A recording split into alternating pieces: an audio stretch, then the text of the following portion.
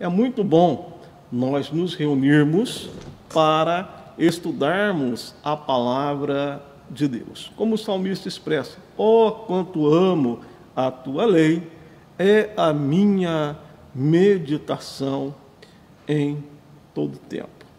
Então, o prazer em aprender a palavra de Deus deve estar em nosso coração. Então, nós devemos louvar ao Senhor pela oportunidade que Ele nos concede de poder estudar a sua palavra. E hoje nós vamos prosseguir com o nosso estudo bíblico da carta aos Efésios. Vamos estar estudando o intervalo de texto do capítulo 2, do versículos de 1 até o versículo de número 10. Mas antes nós vamos fazer uma oração ao Senhor nosso Deus. Eu convido você que abra a sua Bíblia, mas antes vamos orar ao Senhor Deus. Senhor nosso Deus e Pai, bom é estar na Tua presença, bom é poder aprender a Tua palavra. Eu peço a Deus a graça, a sabedoria, a ciência e a capacitação, ó Deus, para ministrar o estudo nesta noite. E que tudo, ó Deus, seja para a honra, glória, louvor e exaltação do Teu santo nome, pois o Senhor é digno de todo louvor e de toda a nossa adoração. Louvado seja o Senhor. Vamos fazer a leitura do texto da palavra de Deus, que se encontra aqui na carta aos Efésios, capítulo 2, versículos de 1 ao 10. Diz assim a palavra do Senhor: e vos vivificou, estando vós mortos em ofensas e pecados, em que noutro tempo andastes segundo o curso deste mundo, segundo o príncipe das potestades do ar, do espírito que agora opera nos filhos da desobediência, entre os quais todos nós também antes andávamos nos desejos da nossa carne, fazendo a vontade da carne e dos pensamentos, e éramos por natureza filhos da ira, como os outros também. Mas Deus, que é riquíssimo em misericórdia, pelo seu muito amor com que nos amou, estando nós ainda mortos em nossas ofensas, nos vivificou juntamente com Cristo. Pela graça sois salvos. E nos ressuscitou juntamente com Ele e nos fez assentar nos lugares celestiais em Cristo Jesus, para mostrar nos séculos vindouros as abundantes riquezas da sua graça, pela sua benignidade para conosco em Cristo Jesus. Porque pela graça sois salvos por meio da fé, e isso não vem de vós, é dom de Deus. Não vem das obras, para que ninguém se glorie, porque somos feituras suas, criados em Cristo Jesus, para as boas obras, aos quais Deus preparou para que andássemos nela. Louvado seja o nome do Senhor. Então, vamos prosseguir com o nosso estudo bíblico da carta aos Efésios. Na semana passada, nós estudamos o intervalo do capítulo 1, do versículo 15 ao versículo 23, em que o apóstolo Paulo fez uma oração apostólica de intercessão em favor dos santos, e o apóstolo Paulo pedia a Deus que, através da ação do Espírito Santo, desse a eles a sabedoria, a revelação e a iluminação da mente, para que eles pudessem compreender a esperança da sua vocação, a riqueza da glória da sua herança e a grandeza do poder de Deus. Esse poder tão grande, que é o mesmo poder que ressuscitou a Cristo e que o exaltou à destra do Todo-Poderoso, é este mesmo poder que age em nossa vida. Então, ele termina mostrando que há uma união perfeita entre Cristo e a igreja. Ele é o cabeça e nós somos o seu corpo. Agora, hoje, nós vamos estar fazendo uma análise do intervalo do capítulo 2, do versículo 1 ao versículo de número 10, em que o autor mostra que Cristo salva os pecadores da sua condição irremediável. O que é isso? Paulo vai mostrar a grave situação que vive o homem a parte da sua união com Cristo. É o que nós chamamos na teologia de estado de depravação total. O homem está preso nas amarrias do pecado e está numa vida miserável a parte da comunhão com Deus, separado da comunhão com Deus, e ele está escravo do pecado e da morte e com a vida debaixo de condenação. E Paulo mostra nesse intervalo, em especial do capítulo 2, do versículo 1 até o versículo 3, esse dilema que toda a humanidade, primeiro nos versículos 1 e 2, ele mostra o estado em que os gentios se encontravam, depois ele inclui gentios e judeus, todos numa situação de depravação diante de Deus, num estado miserável, numa vida à parte de Deus. Agora, do versículo 4 ao versículo 10, Paulo vai fazer um contraste com a graça salvadora de Deus. Ou seja, antes mortos, antes escravizados pelo pecado, antes filhos da desobediência, antes filhos da ira, antes sob a influência de Satanás. Mas Deus, pela demonstração do seu amor, da sua graça, transforma a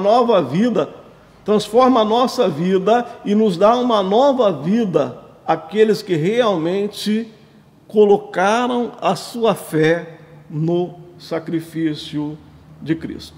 Nós podemos dar um tema para esta aula, né? Da morte para a vida. Pois bem, vamos começar a nossa análise a partir aqui do versículo 1. Primeiro intervalo que nós vamos estar analisando envolvem os versículos de 1 a 3. Então, esse intervalo do versículo de 1 a 3, nós vamos ver o desespero da humanidade sem Cristo. Então, vamos ler esses 3 versículos e vamos fazer algumas observações.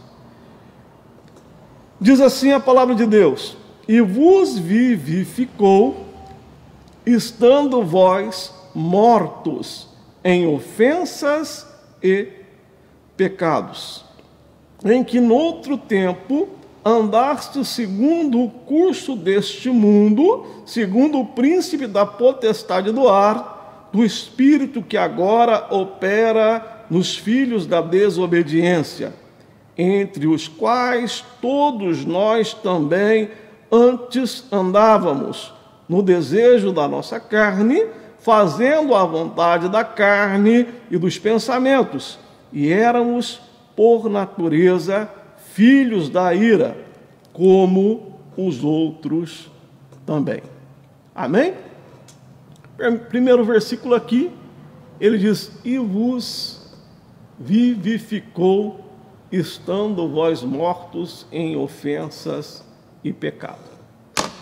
Nessa série de 1 a 3, do versículo 1 ao versículo 3 do capítulo 2, Paulo vai mostrar 5 fatos trágicos que caracterizam o ser humano sem Cristo. Primeiro, ele vai mostrar no versículo 1 e 2 que isso está acontecendo com os gentios antes da conversão. E depois, no versículo 3, ele se inclui e mostra que tantos gentios como judeus estão numa condição de desespero quando estão vivendo uma vida sem Cristo. Então, primeiro fato que nós observamos aqui é que a vida do homem que está distanciado de Cristo, ela é caracterizada pela morte espiritual. Então, por isso que Paulo vai dizer aqui, estando vós mortos, ou seja, na linguagem de hoje, vocês estavam espiritualmente mortos. A morte espiritual é um estado de separação de Deus, e ela é criada por causa das ofensas e dos pecados. O que é essa separação? Nós temos que voltar lá na criação. Deus criou o homem perfeito, à imagem e semelhança. Deus criou o homem dotado de liberdade e o homem fez mau uso da sua liberdade, deu ouvido a Satanás, duvidou de Deus e pecou. E o pecado trouxe a queda, a separação, a morte espiritual. Então o homem está separado de Deus por causa do pecado e por causa das ofensas. Então o homem, ele já nasce espiritualmente morto. Ele só recebe vida com a sua união com Cristo Jesus. Por isso que Jesus ele vai dizer, eu sou o caminho, a verdade e a vida. Quem está em Cristo possui vida espiritual, mas quem está separado de Cristo está morto espiritualmente. Então, esse estado de morte espiritual ou de depravação, ele atinge de uma maneira extensiva todas as áreas da nossa vida. Então, quando nós estamos separados de Deus, o pecado se assenhoria da nossa vida. Então, nós temos uma tendência ao pecado. É o que Paulo vai dizer lá, o bem que quero, não faço, o mal que não quero, isso eu faço. Ó miserável homem que sou. Então, Paulo diz que, numa referência aos gentios, estando vós, ou seja, os gentios estão mortos por causa do quê? Das ofensas e dos pecados. Depois, lá no capítulo 3, ele vai dizer, estando nós ainda mortos. Então, ele se inclui. Deus nos vivificou. Somente Deus, através da nossa união com Cristo, pode trazer novamente a nossa vida, a vida espiritual. Então, a primeira consequência do homem que está distanciado de Cristo é que ele está espiritualmente morto. Ele está sobre uma forte influência do pecado. Isso também nós observamos na análise da carta aos Romanos, quando Paulo começa a mostrar, no início, ele faz um argumento que não há um justo, não há um sequer, todos se extraviaram, gentios e judeus. Todos estão debaixo da ira, porque todos pecaram. Mas Deus, pelo seu muito amor com que nos amou, providenciou um meio para que nós pudéssemos nos livrar da condenação da morte. Então, Cristo morreu a nossa morte para que nós pudéssemos ter vida e vida em abundância. Quando nós falamos de depravação total, isso quando nós estudamos a soteriologia, o que é isso, pastor? A doutrina da salvação, há uma interpretação um pouco divergente nas correntes teológicas. Por exemplo, a corrente arminiana, ela diz que essa depravação ela é extensiva, ou seja, ela atingiu todas as áreas da nossa vida, de modo que se não houvesse a intervenção da graça de Deus, ninguém se salvaria. Mas também, embora o homem esteja morto espiritualmente, ou seja, separado da vida de Deus, ele ainda traz traços dessa imagem de Deus. Ele tem uma imagem distorcida, ele até sabe o que é certo, mas ele não consegue fazer o bem ao ponto de ser aceito diante de Deus. Por isso que a salvação jamais será pelas obras, mas a salvação é pela fé. Uma outra corrente teológica também fala da depravação, só que no sentido intensivo, aniquilacionista, ou seja, a corrente calvinista mostra que o homem está tão morto, que a ele é impossibilitado até mesmo crer.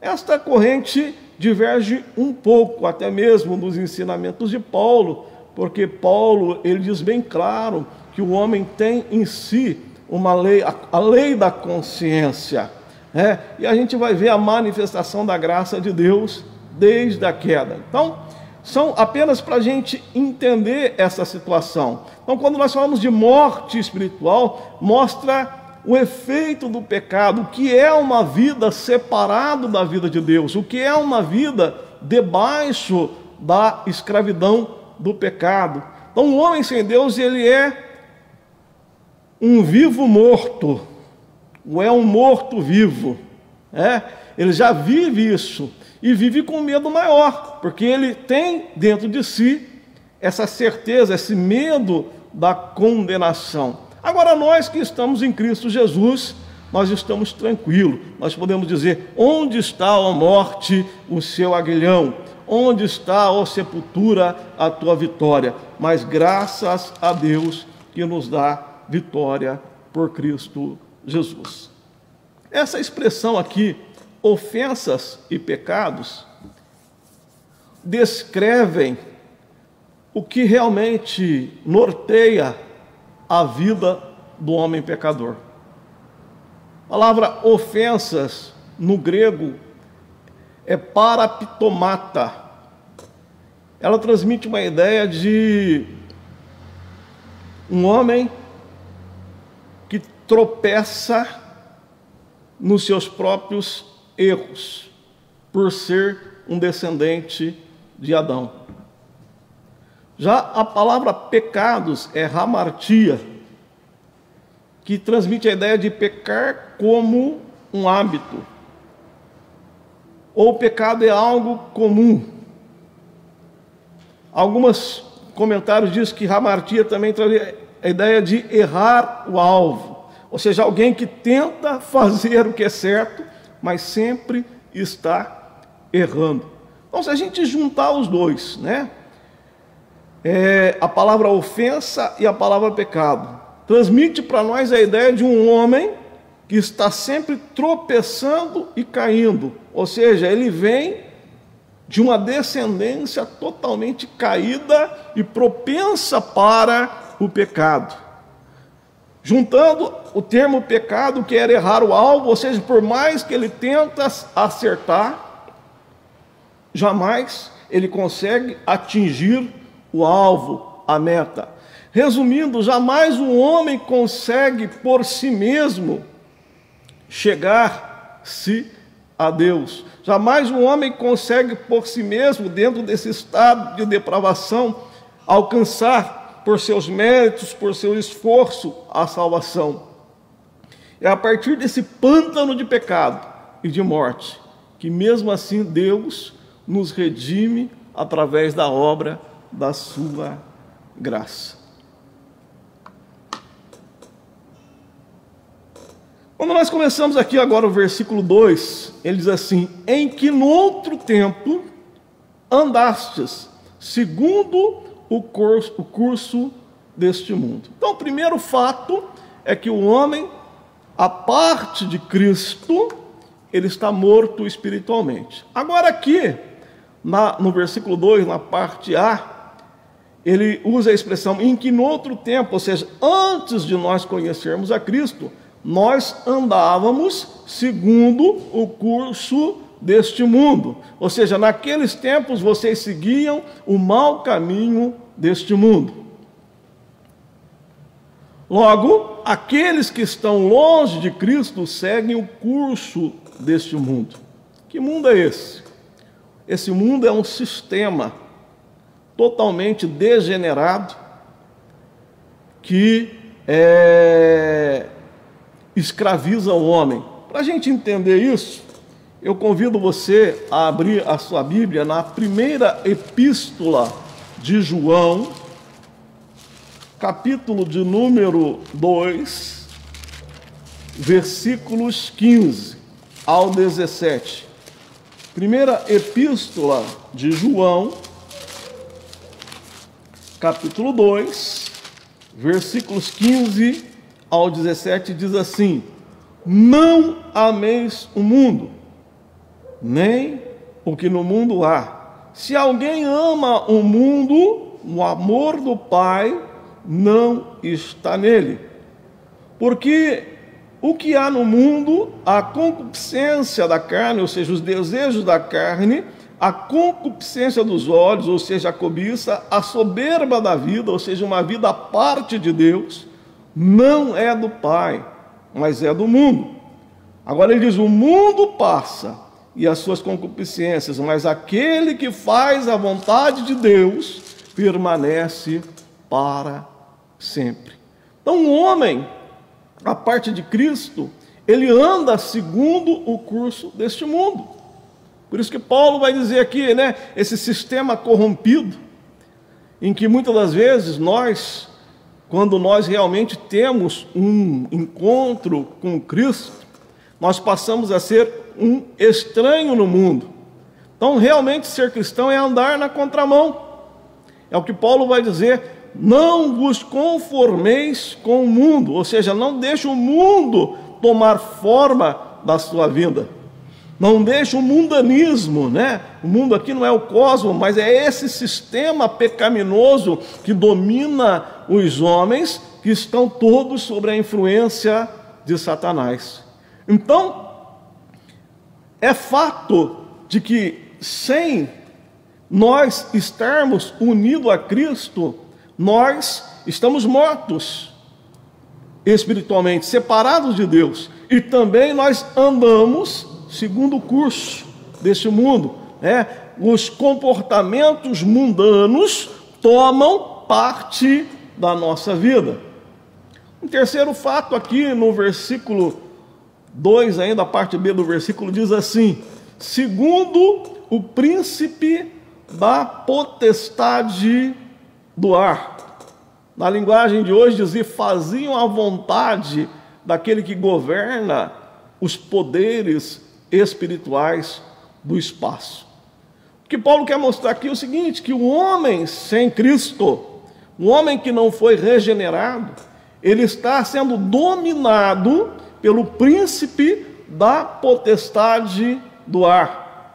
Há uma ação de Satanás na vida do homem. Ele é o príncipe deste mundo.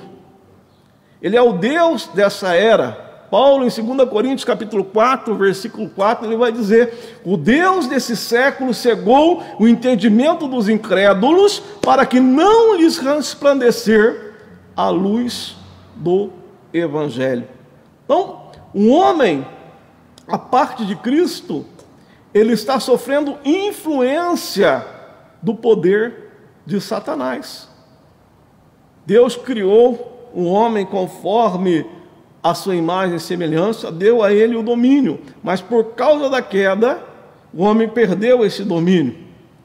E Satanás, por causa do pecado, passou a criar um reino das trevas, né?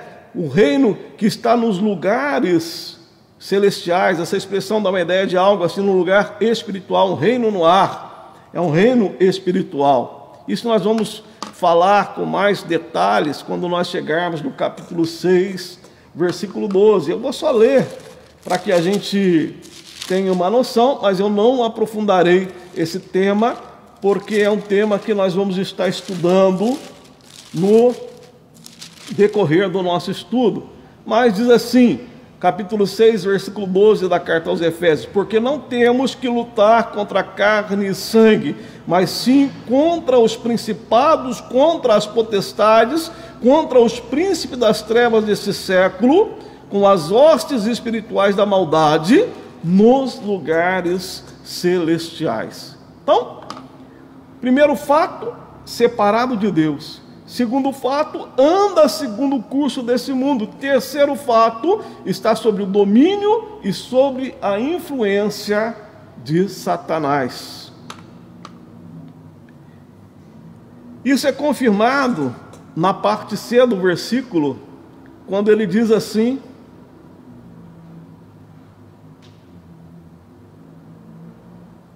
do Espírito que agora opera nos filhos da desobediência. O Espírito que controla os que desobedecem a Deus, aqui na linguagem de hoje.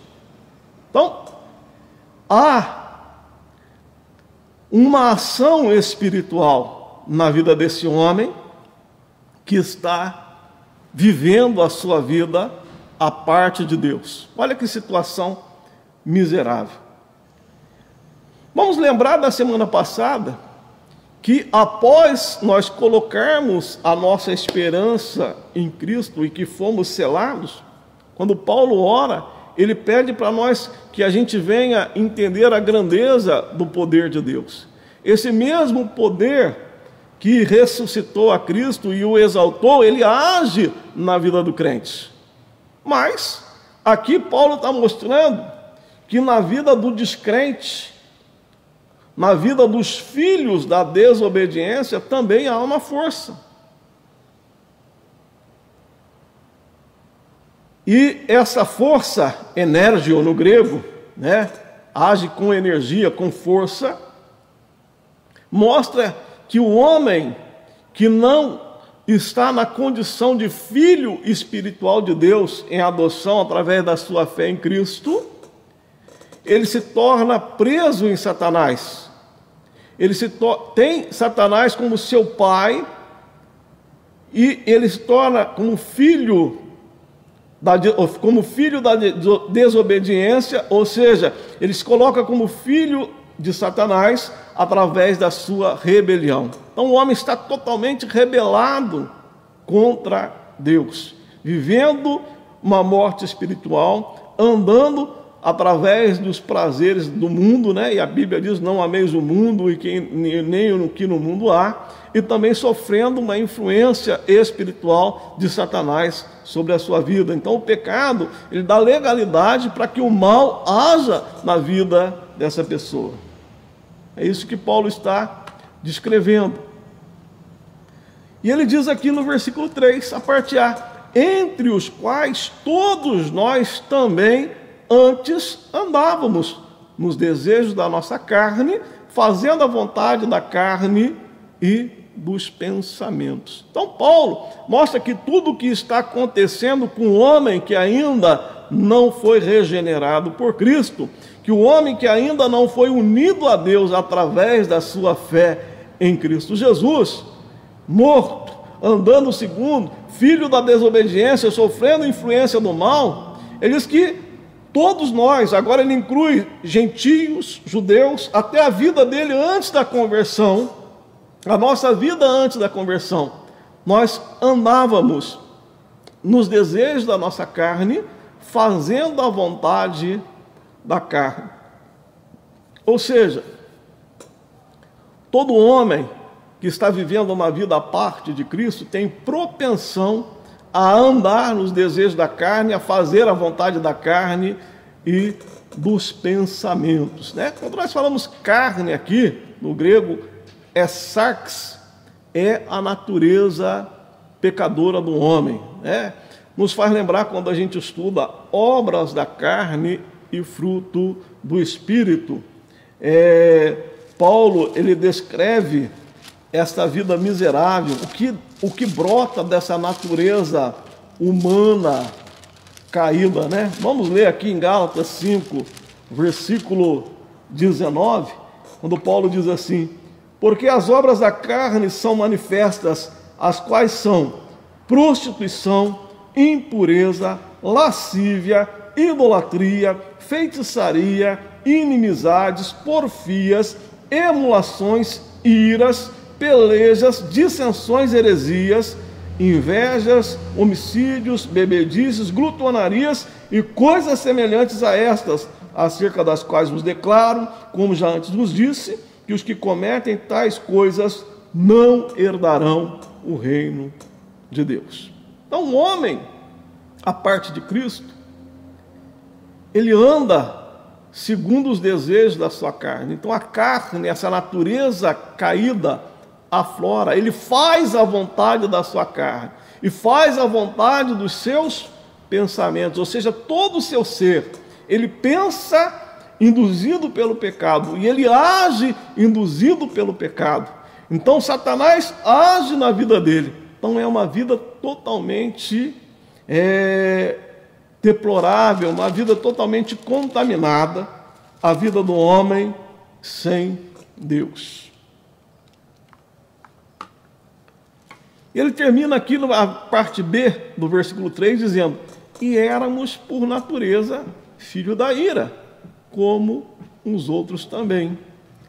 A linguagem de hoje diz assim: assim, porque somos seres humanos como os outros, nós também estávamos destinados a sofrer o castigo de Deus. Então Paulo diz aqui que gentios e judeus, todo homem irregenerado, todo aquele que ainda não teve um encontro com Deus, ele está debaixo da ira de Deus, ele está debaixo de condenação, ele é considerado um filho da ira. Isso a gente enxerga lá em Romanos. Eu gostaria de ler capítulo 3, abra a sua Bíblia em Romanos, capítulo 3, nós vamos ler o versículo 9 e 10, e também o versículo 23. Romanos capítulo 3, versículo 9 diz assim: pois que somos nós mais excelentes? De maneira nenhuma, pois já dantes demonstramos que tanto judeus como gregos, todos estão debaixo do pecado. Como está escrito: não há um justo, nem um sequer. E o versículo 23 ele fecha e diz assim: porque todos pecaram e destituídos estão da glória de Deus. Então todo homem nasce debaixo de condenação. E se não fosse a ação graciosa de Deus, se não fosse a ação da graça de Deus, nenhum de nós éramos merecedores à salvação.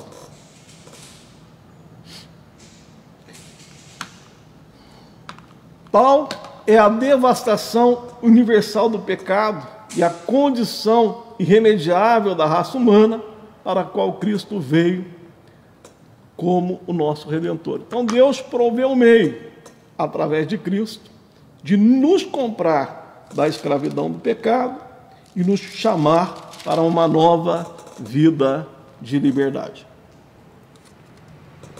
Louvado seja o nome do Senhor.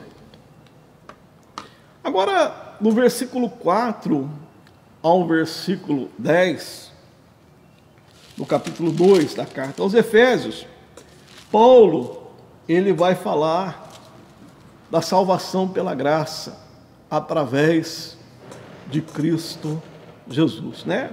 O texto áureo desse intervalo está aqui no versículo 8, quando ele diz: pela graça sois salvos por meio da fé. Isso não vem de vós, é um dom de Deus. Então a salvação, ela é um dom de Deus. É uma dádiva, um presente de Deus para aquele que realmente põe a sua fé no sacrifício de Deus. Mas vamos fazer uma análise aqui a partir do versículo 4, quando Paulo diz assim: mas Deus, que é riquíssimo em misericórdia, pelo seu muito amor com que nos amou, estando nós ainda mortos em nossas ofensas, nos vivificou juntamente com Cristo. Pela graça sois salvos. Então, em contraste com tudo que o homem estava, condição do homem sem Cristo, separado, morto espiritual, andando segundo o curso deste mundo, filho da desobediência, sobre a influência de Satanás, debaixo de condenação, esta era a vida miserável do homem. Mas Deus, através da sua misericórdia e do seu amor com que nos amou, e através da sua graça, nos salvou, ou seja, mudou a nossa situação. Então aqui a gente precisa entender alguma coisa. O que é misericórdia? Misericórdia é quando Deus não nos dá aquilo que nós merecíamos. E o que nós merecíamos? Nós merecíamos a condenação, porque o salário do pecado é a morte. E morte aqui aponta para a condenação. Agora,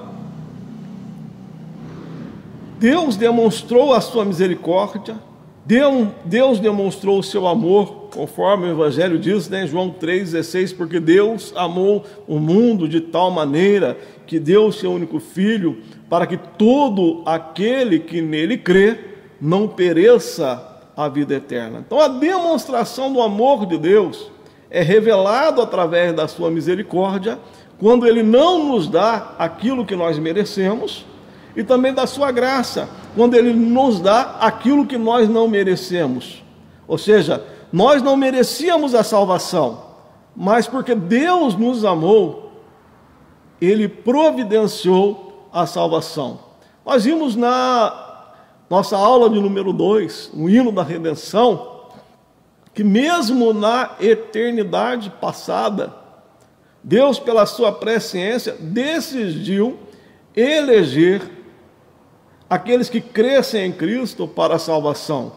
Deus nos predestinou para sermos filhos em adoção. Deus nos abençoou com todas as bênçãos espirituais nos lugares celestiais.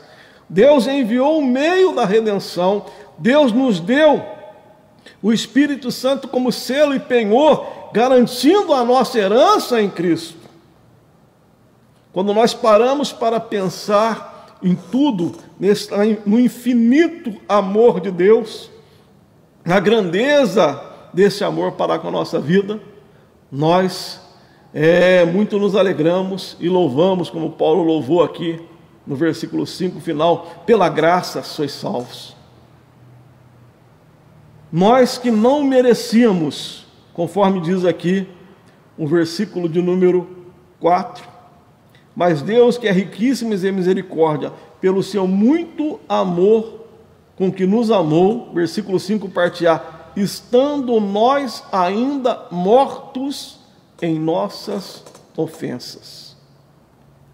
Tem a ver com outro texto de Romanos 5,8, quando Paulo diz: isto prova o amor de Deus pelas nossas vidas, em que Cristo morreu por nós, sendo nós ainda pecadores. Então, mesmo nesse estado miserável que o homem se colocou por causa da sua desobediência, mesmo o homem estando sofrendo tudo isso, Deus amou o pecador. E Deus proveu o meio da redenção. Deus proveu o meio para que o homem pudesse ser salvo. Deus proveu o livramento, a palavra salvação, soteria, quer dizer livramento. Deus nos livrou da morte espiritual. Deus nos livrou do curso deste mundo. Deus nos livrou da influência de Satanás. Deus nos livrou da ira, da condenação. Tudo isso nós recebemos gratuitamente através da nossa união com Cristo, através da nossa fé em Cristo Jesus. A parte B, no versículo 5, diz assim: nos vivificou juntamente com Cristo, pela graça sois salvos. Versículo 6, e nos ressuscitou juntamente com Ele, e nos fez assentar nos lugares celestiais em Cristo Jesus. Olha que interessante. Deus, além de manifestar a sua misericórdia, o seu muito amor e a sua graça, Paulo vai afirmar agora que Deus nos vivificou, nos ressuscitou e nos fez assentar nos lugares celestiais. Quem? Nós, que outrora éramos escravos do pecado. Nós que vivíamos uma vida totalmente deplorável, uma vida totalmente destruída por causa do pecado. Mas Deus revelou a sua graça, e através da obra de Cristo, Ele nos deu vida, nos deu esperança da ressurreição e nos fez assentar nos lugares celestiais. Então, antes, nós não tínhamos vida, porque nós estávamos separados de Deus. Mas agora, quando nós cremos no sacrifício de Cristo, nós recebemos vida e vida em abundância. Nós não estamos mais mortos pelos pecados e ofensas, porque os nossos pecados e as nossas ofensas foram julgados nele. Ele morreu a nossa morte para que nós pudéssemos viver a sua vida. Então hoje nós temos vida e vida em abundância. E Paulo diz também que nós, além de nós recebermos vida por estarmos unidos com Cristo, também nós ressuscitamos com Cristo. O mesmo poder que ressuscitou Cristo dentre os mortos e o exaltou à destra de Deus, quando nós estamos unidos a Cristo, nós também recebemos essa promessa de vencermos a morte. A morte não tem mais poder sobre a nossa vida. É o que Jesus vai dizer em João 11:25, eu sou a ressurreição e a vida. Aquele que crê em mim, ainda que esteja morto, viverás. Crês tu nisto? Hoje, nós não podemos mais viver, não precisamos mais viver com medo, sem esperança, pois nenhuma condenação há para os que estão em Cristo Jesus. Hoje nós podemos louvar e dizer, onde está, ó morte, o seu aguilhão? Onde está, ó sepultura, a tua vitória? Mas graças a Deus que nos dá vitória por Cristo Jesus, nosso Senhor. Então, em Cristo nós recebemos vida. Em Cristo nós ressuscitamos para uma nova vida. E em Cristo nós também nos assentamos nos lugares celestiais. Então, a nossa vida não está mais ligada a Adão, porque Adão trouxe morte.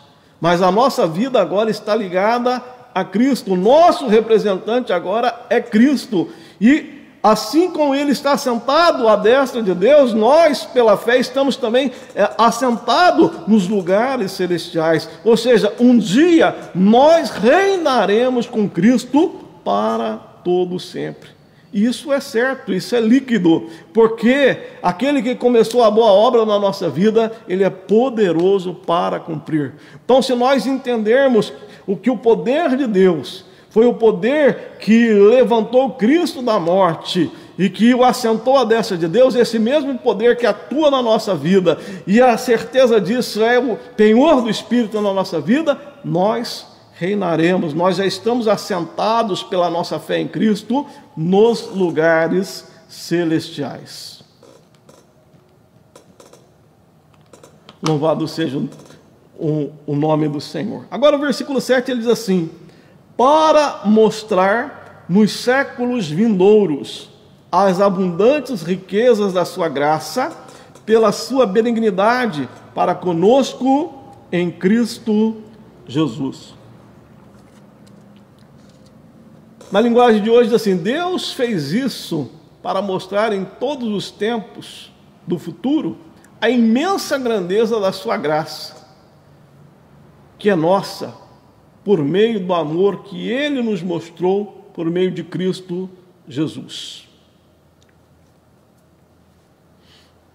Então, Paulo agora aqui chega no clímax da sua compreensão, mostrando que Deus fez tudo isso para mostrar nos séculos futuros as abundantes riquezas da sua glória a todo o universo e para toda a eternidade. Então aqui tem um paralelo. Lá no capítulo 1, versículo 19 e 20, nós vimos que ao ressuscitar Cristo dos mortos e exaltá-lo, o Pai demonstrou o sobre-excelente, ou seja, a grandeza do seu poder. Então, a ressurreição de Cristo e a ascensão de Cristo, a exaltação de Cristo, demonstrou o grande poder que há em Deus. Isso nós falamos na semana passada. Agora, quando nós olhamos aqui no versículo 7, ao nos levar da morte espiritual, o estado miserável que nós vivíamos, para compartilharmos o lugar de exaltação de Cristo no céu, Deus também está demonstrando a abundante riqueza da sua graça, ou seja, o tamanho da sua graça, a grandeza da sua graça, e continuará a fazê-lo através de todas as eras na eternidade. Então, para todo sempre, a igreja vai ser testemunha da grandeza, da graça de Deus, porque jamais nós merecíamos a salvação, mas o muito amor de Deus pela humanidade. A graça e a misericórdia de Deus foi abundante, de modo que nós alcançamos tamanha salvação. Agora, no versículo 8, ele diz assim: porque pela graça sois salvos por meio da fé, isso não vem de vós, é dom de Deus. Não vem das obras, para que ninguém se glorie nela, porque somos feituras suas criadas em Cristo Jesus para as boas obras, aos quais Deus preparou para que andássemos nela. Esses três versículos eles estão interligados e apresentam o plano da salvação de uma maneira mais simples e clara que nós encontramos na nossa Bíblia. Então, quando nós olhamos aqui no versículo 8, nós encontramos algumas verdades absolutas a respeito da salvação. Primeira verdade: a salvação só é possível através da graça de Deus, revelada em Cristo Jesus. Por isso que ele diz: porque pela graça sois salvos. Então, quando nós falamos de graça aqui, ou charis, representa a iniciativa misericordiosa e cheia de amor que Deus nos oferece para proporcionar a salvação através de Cristo como uma dádiva gratuita. Ou seja, nós não merecíamos, mas Deus amou a nossa vida. E Deus, de antemão, preparou o plano da salvação e enviou o meio da redenção E Deus é Deus quem trabalha em favor da nossa salvação. É Deus quem chama o homem. É o Espírito Santo de Deus que convence o homem do pecado, da justiça e do juízo, mostrando-nos o nosso estado e o que Cristo fez. E quando nós cremos no sacrifício de Cristo, nós somos justificados, ou seja, aceitos por Deus. Os nossos pecados são julgados nele. A parte B, a segunda verdade que a gente encontra aqui nesse versículo 8, é que a fé é a resposta humana à salvação mediante a graça de Deus revelada em Cristo Jesus. Então, o meio de nós nos apropriarmos da graça de Deus é através da nossa fé.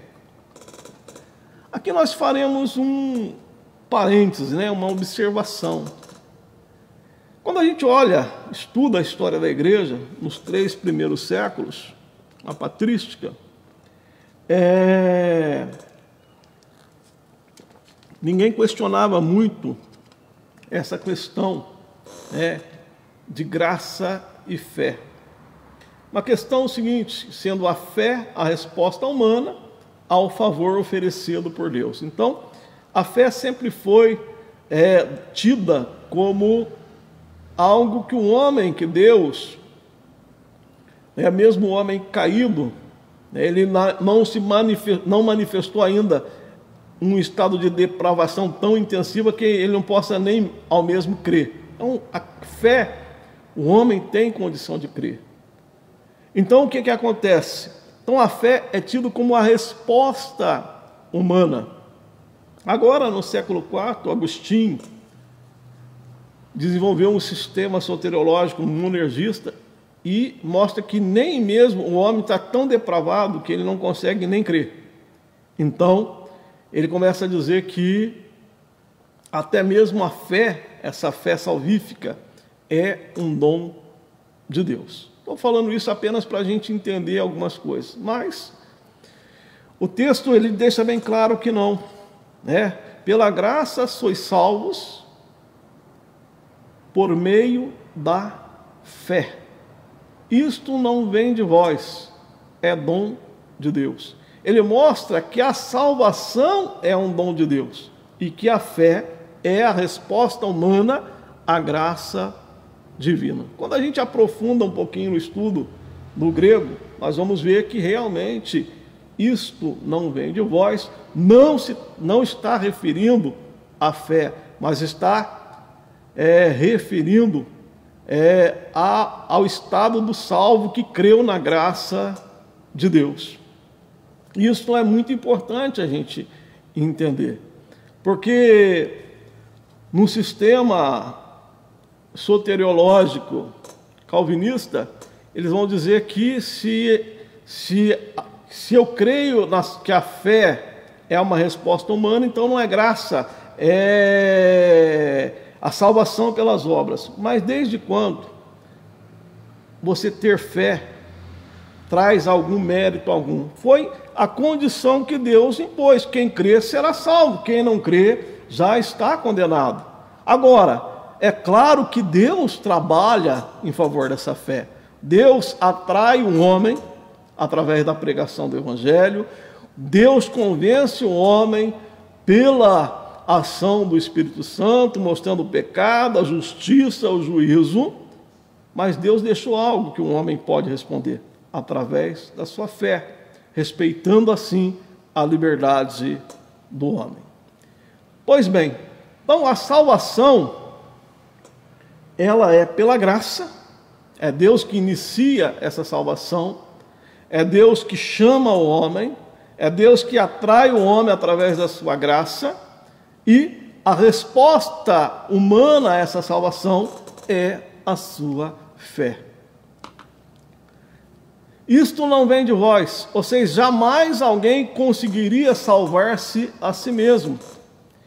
Essa expressão está em paralelo explica no versículo 9, quando diz assim, não vem das obras, ou seja, não vem de vós, não vem das obras. Ou seja, é impossível um homem caído alcançar a salvação por si mesmo, através das suas obras. O que o apóstolo quer dizer é que toda a iniciativa e toda atitude no sentido de tornar acessível ao homem essa salvação, pertencem a Deus. A salvação é um dom de Deus. A salvação é um dom de Deus, ou seja, é uma dádiva, ou seja, um presente que Deus concede a todos aqueles, em todos os lugares, a todos aqueles que realmente creram em Cristo. A palavra de Deus, Paulo vai dizer assim, com o coração nós cremos, com a boca nós confessamos, e todo aquele que invocar o nome do Senhor, esse será salvo. No versículo 9, Paulo vai dizer assim, não vem das obras para que ninguém se glorie.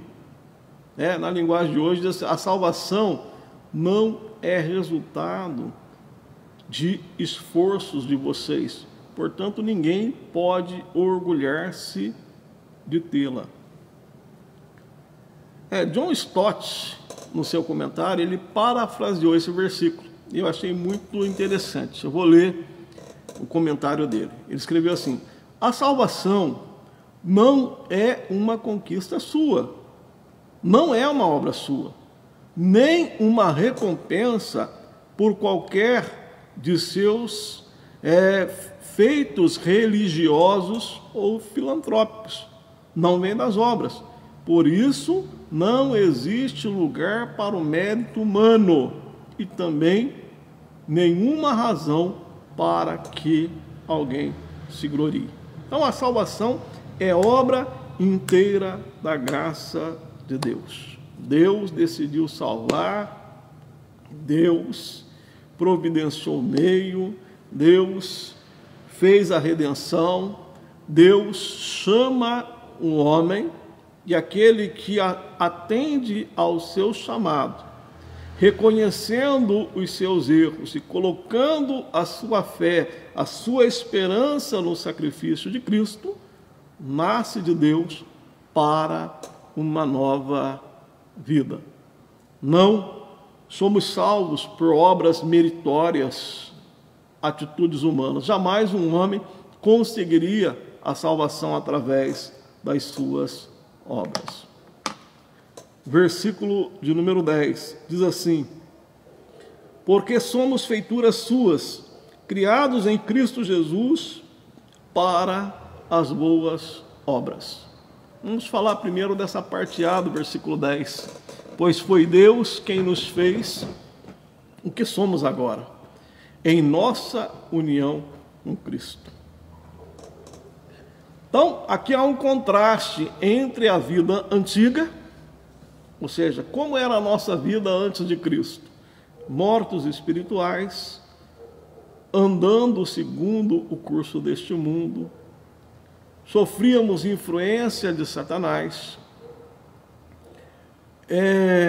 vivíamos conforme a inclinação da nossa carne e estávamos debaixo da ira. Esta era a nossa situação que Deus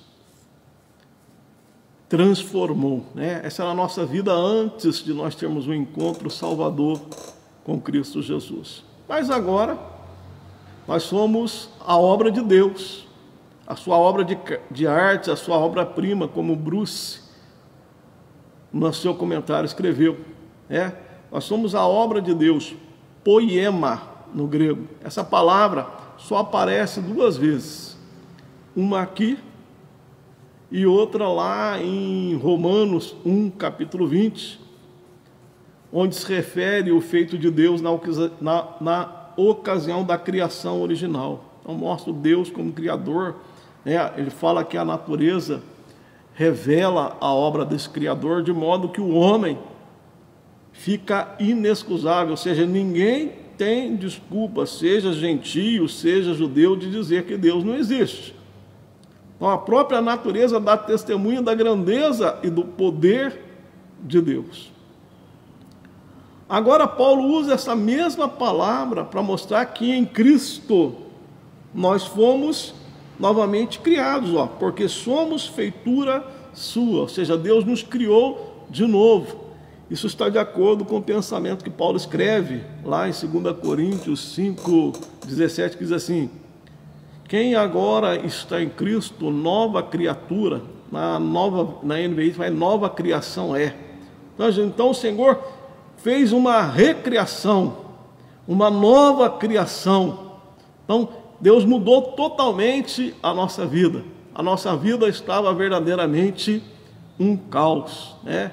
Nossa vida era terrível, mas um dia nós ouvimos a palavra de Deus, o Espírito Santo de Deus iluminou o nosso entendimento e mostrou o nosso estado, a nossa miséria, a nossa situação, e mostrou uma esperança para nós em Cristo Jesus.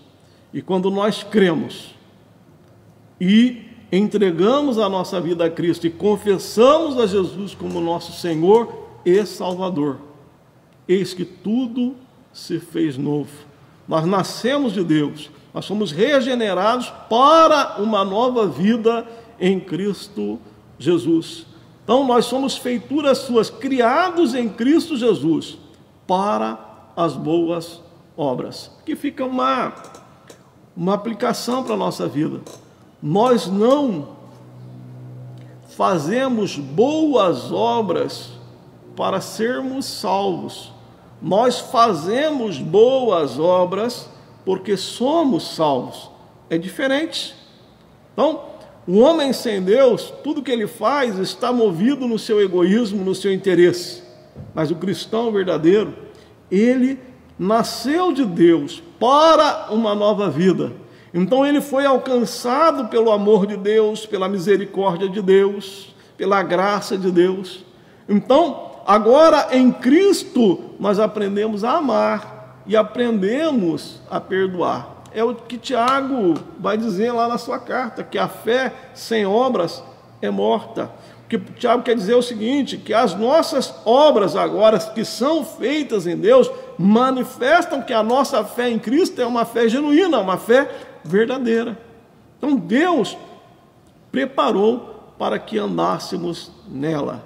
Na linguagem de hoje, Ele nos criou para que fizéssemos boas obras que Ele já havia preparado para nós. Então, Deus pegou essa massa